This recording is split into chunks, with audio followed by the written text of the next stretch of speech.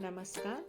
आज अश्विनी सतीश स्वादमध्ये आपण चिंच खजुराचा 12ही महिने टिकणारा आंबट गोड असा छान चविष्ट सॉस पाहणार आहोत. तो करताना कुठली काळजी घ्यायची, कसं साहित्य भिजत घालायचं हे आपण पाहणार आहोत. नमस्कार, मी अश्विनी. इथे मी जुनी झालेली चिंच 2 वाट्या घेतलेली आहे आणि ती रात्रभर गरम पाण्यामध्ये भिजत घातली आहे. यासाठी 2 वाट्या चिंच, 1 वाटी खजूर आणि 1 वाटी गूळ असं साहित्य इथे घेतलेलं आहे. हे साहित्य घेऊन आपण आता सॉस करणार आहोत. यासाठी एक मध्यम आकाराचा चमचा भरून जिरं घेतलंय आणि ते चांगलं भाजून घेते. काळं न होऊ देता व्यवस्थित भाजून घ्यायचं. आता गरम झालेल्या पॅनमध्ये चिंचेचा कोळ मी हे इथे टाकून घेते आहे.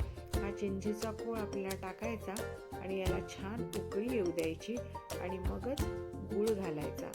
हा गूळ आपण बऱ्यापैकी कमी घालतोय कारण की आपल्याला इथे खजूर घालायचा आहे. आपल्याला गूळ किंवा साखर जर कमी घालायची असेल तर आपल्याला खजूर हा उत्तम पर्याय आहे आणि पौष्टिक सुद्धा. त्यासाठी आता मी खजूर चांगला एकजीव मिक्सरमध्ये करून घेते. त्याची ग्रेव्ही जशी करतो आपण तशा प्रकारात पातळ, आणि हा चांगला उकळलेल्या चिंच गुळामध्ये हे खजुराचं मिश्रण मी आता टाकते आहे. आपल्याला नेहमी प्रश्न पडतो की जुनी झालेली चिंचेचं काय करावं, चिंच कशी वापरात आणता येईल. तर यासाठी हा चिंचेचा सॉस हा अतिशय उत्तम पर्याय आहे. तर बघा, ह्या तिन्ही साहित्य मी छान याच्यामध्ये टाकून घेतलं आहे आणि उकळवत आहे. आता उरलेलं पाणी घातलं आणि हे चांगलं घट्टसर उकळवून घेणार आहे.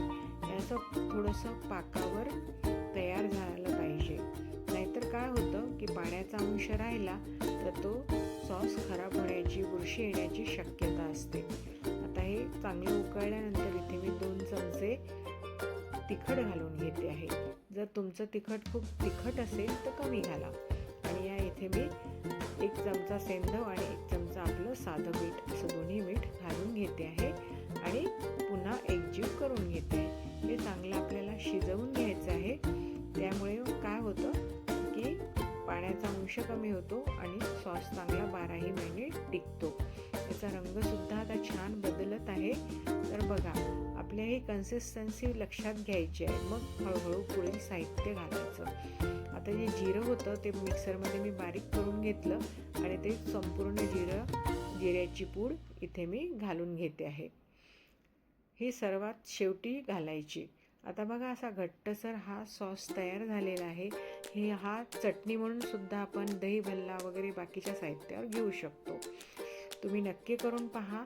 हा 12ही महिने टिकणारा सॉस किंवा चटणी तुम्हाला आंबट गोड वरण, भाजी यात सुद्धा वापरता येतो. त्यामुळे आपल्या घरात हे तयार असलं की आपण पटकन वापरात घेऊ शकतो. त्यावर असा बटर पेपर झाकून फ्रीजमध्ये ठेवून द्यायचं की आपल्याला नेहमी वापरण्यासाठी तयार गोष्ट मिळून जाते. तर चॅनलला सबस्क्राईब करा, शेअर करा, कमेंट्स करा. धन्यवाद.